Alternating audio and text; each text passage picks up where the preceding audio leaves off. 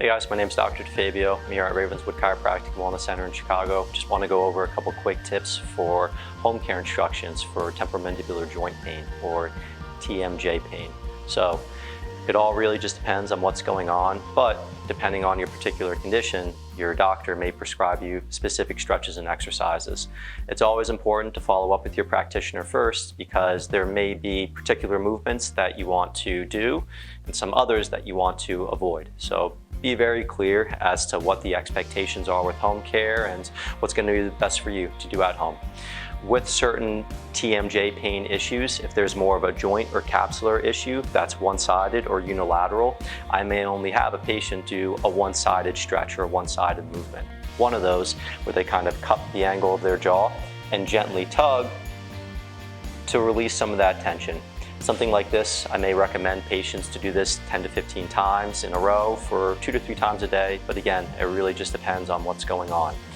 Pain on the other side, or again, really dependent on what's going on. We may do it on one side, we may do it on the other side. Another exercise I may give patients is to jut their jaw out to get a little stretch of their jaw pain, or of their jaw joint to decrease pain. That sort of thing, they can kind of hold onto their chin, jut the chin out, and then come back. Again, maybe 10 to 15 times in a row for 2 to 3 times a day.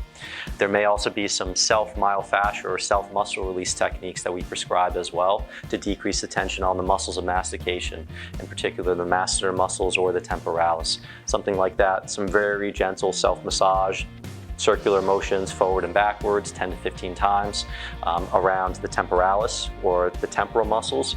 Also, you could do it around the jaw muscles. Again, all depending on if these are prescribed for you first. If you are going to be working along the masseter muscles, you really want to be careful not to put too much pressure on some of the saliva glands, more specifically your parotid gland that sits on top of your masseter muscle.